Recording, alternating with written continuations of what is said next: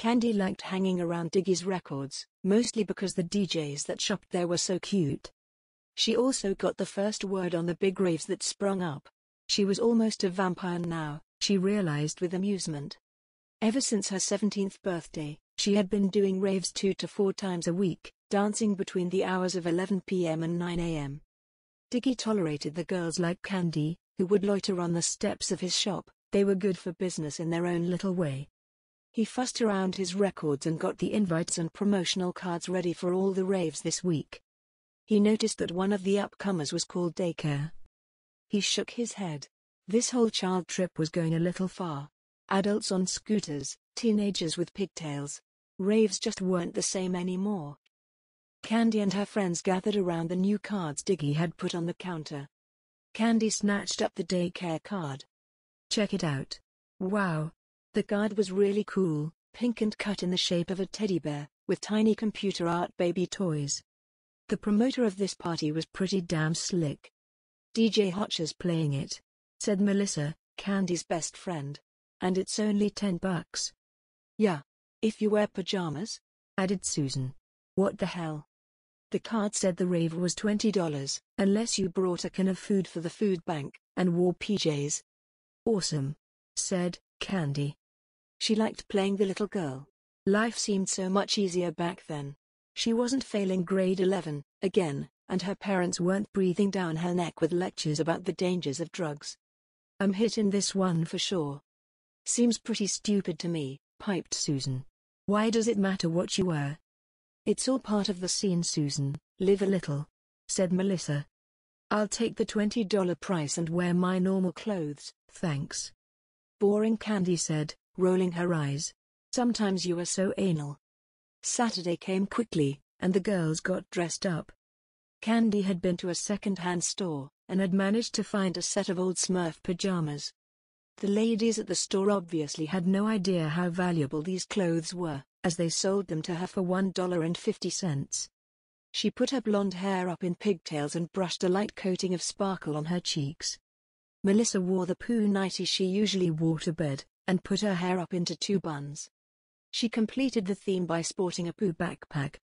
Of course, both wore soothers on long ribbons around their necks. Ecstasy did strange things to one's mouth, and having something to suck on was an asset at any rave. They jumped in Candy's car and picked Susan up. She was simply wearing bell-bottoms and a tank top. You guys look absolutely silly, she remarked. I sure hope for your sake that a few more people decided to save the cash. She figured that nobody would be stupid enough to dress up in PJs for a rave. Blue, said Melissa, sticking her tongue out. The world's largest doorman was waiting for them at the entrance to the old warehouse. Well, hello girls. You ready for a good time? Said the 7'4" giant. Golly, we sure are, sir, said Candy in a mock little girl tone. Is this much enough? She said, holding out a crumpled $10 bill in both her hands. Why sure, little girl, just drop your can of food in a bin, and enjoy, he said, pointing to the donation box. And what about you? Are you the designated babysitter? He said to Susan. I'd gladly pay $20. Oh, to keep my dignity, said Susan, reaching into her purse. You know, I think you should have a look inside, sweetie. You're the only one dressed in street clothes here. Boy, had Susan made an error in judgment. She had never seen so much flannel in her life. There were about 4 people out of 200 dressed in daytime clothes. There were some of the coolest guys from school wearing Power Rangers and Batman pajamas. Okay, I'm outta here, said Susan. I'll just walk home, Candy. We'll see you at school on Monday. Party pooper, Melissa shouted at the leaving Susan. The girls entered the gig, being careful to get some ecstasy from the dealer standing by the donation box. Now, this is really good stuff, girls. Don't be surprised if it changes your whole outlook, the guy said with a grin. The girls wolfed down a good helping of the drug and smoked a few joints in the corner for a while, bitching about school, and commenting on how cute the boys looked. Hey, what's with the super tall attendants? Said Melissa, pointing out a really tall woman with a staff shirt on. Did they hire a basketball team, or what? The ecstasy was starting to kick in, and Candy's world seemed to get just a little bit better. The colors of the lasers came alive, filling every corner of the dark room. Candy bounced and swayed to the throbbing bass. This was the party of the century. Melissa was grooving and smiling with her eyes closed. The DJs were masterful on their stage, tweaking and mixing 5 records at a time. "You know," Candy yelled at Melissa over the music, "I'm surprised they haven't done the room up a little better. If this was my party, I'd at least have a few stuffed toys kicking around." "There are a few," Melissa yelled back, pointing at a few big teddy bears in the corner. "That's odd," thought Candy. "I was just sitting over there, and I don't remember them." She figured that someone must have recently put them there. She left the floor to go to the bathroom and discovered that it wasn't the easiest place to get to. Asking a few people, she was told to go down the small hall, and through the mellow-out room with the couches in it. Of course, the place was quite crowded, and she had to forcefully push her way toward the can. The chill-out room looked like a fun scene. Some girls were drawing on a chalkboard easel, and there were a few toys scattered on the floor. One boy had brought a remote control car and was sending it back and forth across the room with a big grin on his face. He was looking about as high as everybody else. One girl was in the corner rocking back and forth with a soother in her mouth, her eyes rolling back in her head. And stalls, which was a bonus. Bathroom trips were a frequent part of every trip, and most parties were plagued by long bathroom lineups. There were a few odd things about this particular washroom, however. First, there were no mirrors whatsoever. Second, the toilets were bigger than most.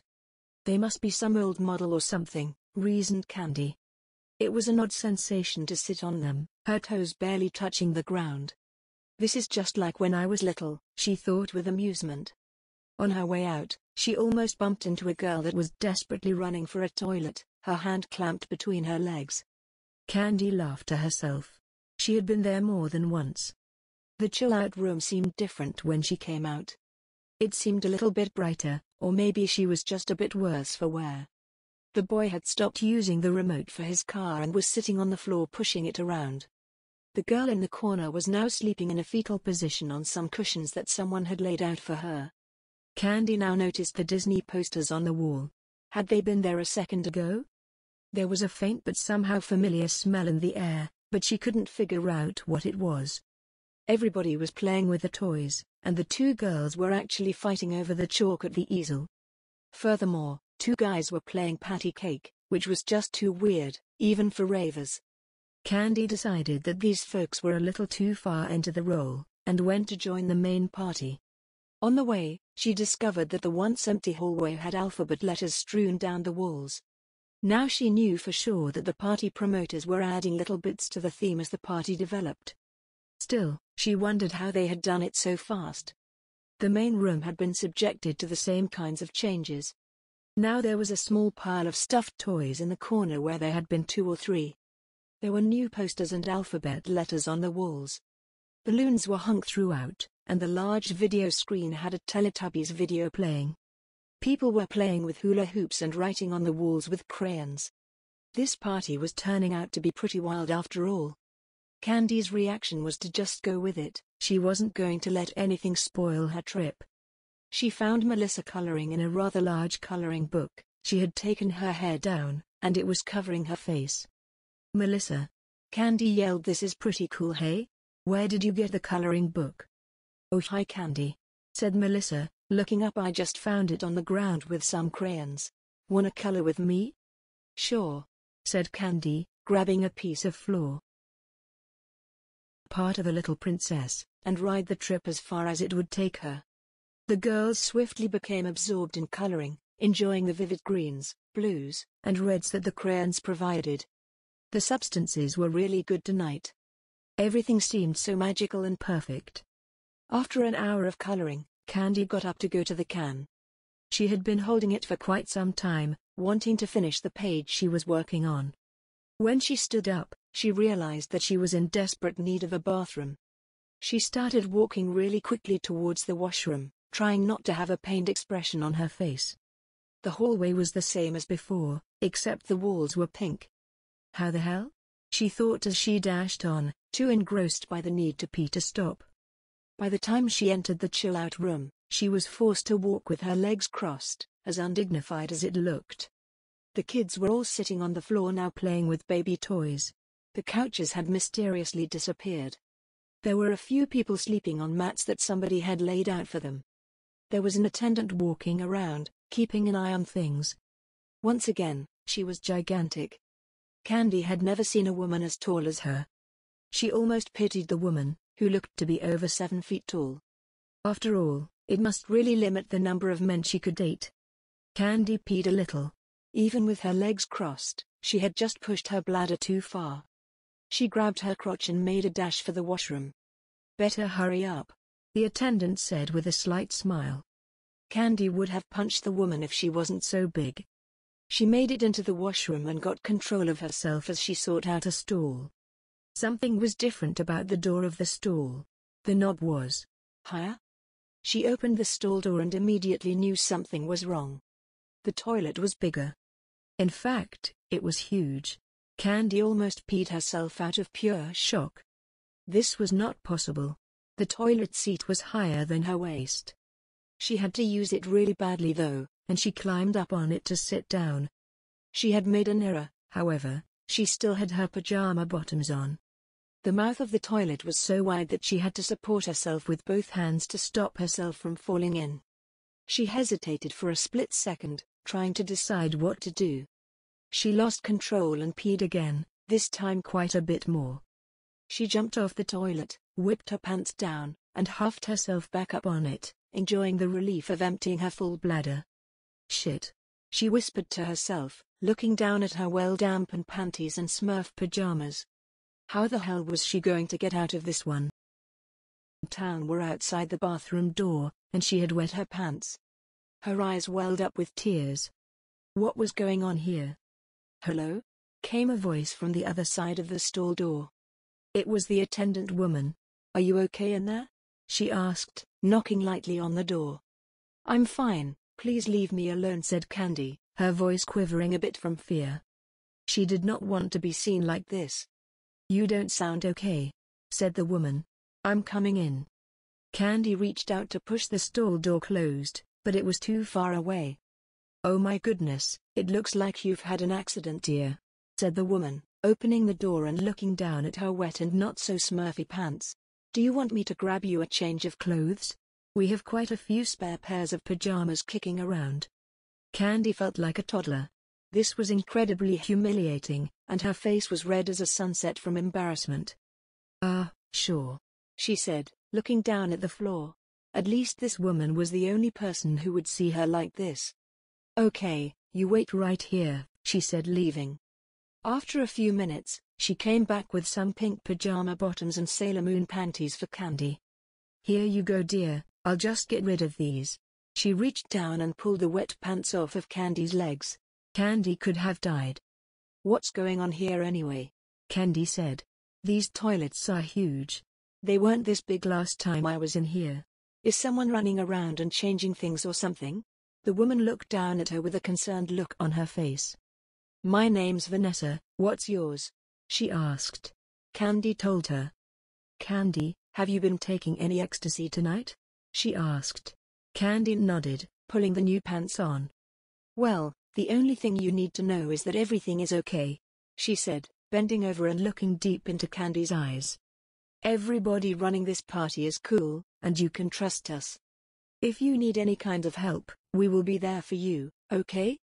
This may look a bit strange to you, but I haven't done any drugs, and this bathroom is absolutely normal looking to me." Candy was floored. She had never experienced this level of visual hallucination before. Oh sure, colors were enhanced, but having to climb onto a toilet because it seemed to be 5 times the size? The intense substances, thought Candy.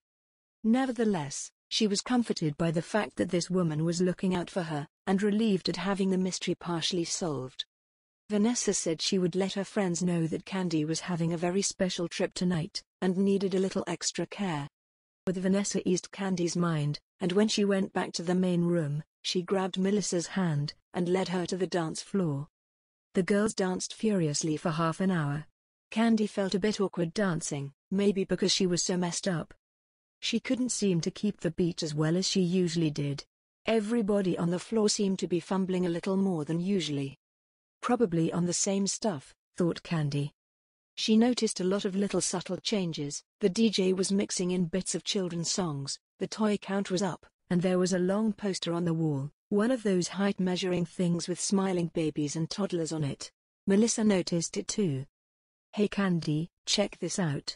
It says that I'm almost a big girl," Melissa said, using her hand to match her own height with a notch on the poster. According to this poster, both girls were around 4 feet tall. The whole scene was changing, bit by bit. A lot of people had left, and there were only 20 or so kids hanging around. The lasers were gone, and the wall decorations were getting more and more babyish. What was an alien head was now a toy train, what was a cool poster was now a height measurement thing. It was brighter too, someone had turned some low-watt lights on, and it took away from the whole party atmosphere. The people dancing were looking more and more like little kids.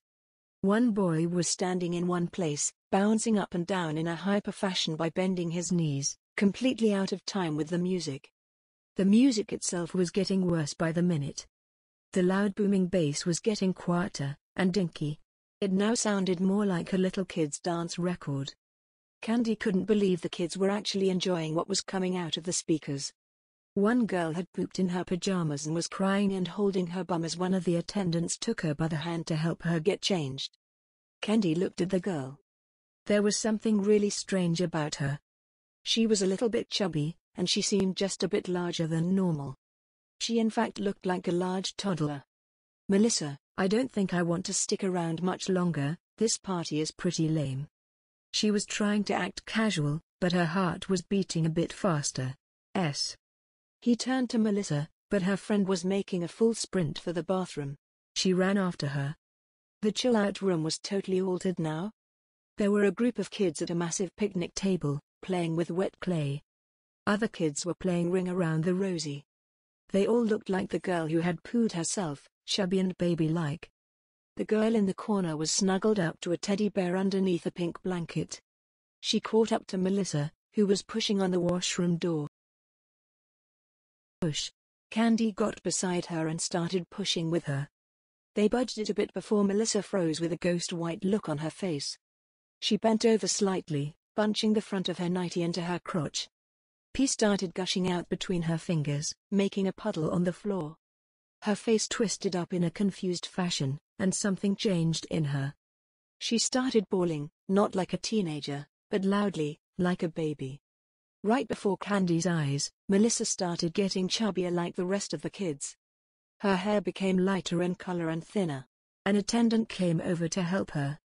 There, Melissa, let's go get you cleaned up." "Leave her alone," shouted Candy. She grabbed Melissa by the hand. "We are leaving this party now," she said firmly. The attendant just backed off, and let the girls head for the front door in the main hall. Melissa was still crying, stumbling along with Candy. She could tell in the hallway that the music had been turned off. Entering the room, she couldn't believe her eyes. Everything rave-like was gone. The lights were on, and the curtains were open, shining the bright morning sun across the formerly dim dance hall. The room smelled like baby powder, and everything was painted in pastels. The DJ show was now a puppet show, and the kids were bouncing up and down with glee. The show was just ending, and the kids applauded loudly. "Yeah, okay, everybody, the show is over, and it's nap time." "Or," the kids said in unison. Vanessa came over to Melissa and Candy. She was at least 3 times taller than the 2 girls now. "Melissa, did you pee your panties again? You know what that means," she admonished. "No," said Melissa. "No diaper. I won't do it again." Now, child, Candy's the same age as you, and she wears a diaper." Vanessa pointed at Candy's pants, which were beginning to thicken in the groin area. Candy felt a bloating sensation, as her fingers, stomach, and legs got fatter. She ran for the front door in terror. This was too real, too freaky. She resolved that she would never do ecstasy again. But there was no front door anymore, just a poster on the wall. "Candy, it's nap time. Come on, you can play after," said Vanessa, who was diapering Melissa on the floor. Candy was having no part of it, and she ran back towards the washroom. Two attendants caught the scared little 2-year-old and tried to console her, telling her that everybody needed a nap. Candy fumed and ranted, stomping her feet. She was not going to lay down for a nap. She had to do something to get out of this. Telling her that she could play again after her nap. They were also saying things to each other, but it almost seemed to be in a different language, so fast and complicated. Candy started weeping. She was a little girl, wasn't she? Every last bit of her former life was gone. She looked at her stubby hands. They seemed big to her, but she knew that the world had been altered to make them seem small. The room was so big now. There wasn't a shred of the former party remaining. She was standing in the middle of a daycare. Regardless of what she knew or said, she was for all intents and purposes a 2-year-old baby in a daycare, refusing to take her nap. She was getting tired of fighting and resolved to figure the whole thing out after sleeping for a bit. She was so sleepy. She yawned. Vanessa laid out a mat for her, and gave her a bottle and a teddy bear with her blanket. Candy gratefully lay down on the mat, and let Vanessa cover her up. The curtains were drawn, and the little girls and boys fell fast asleep.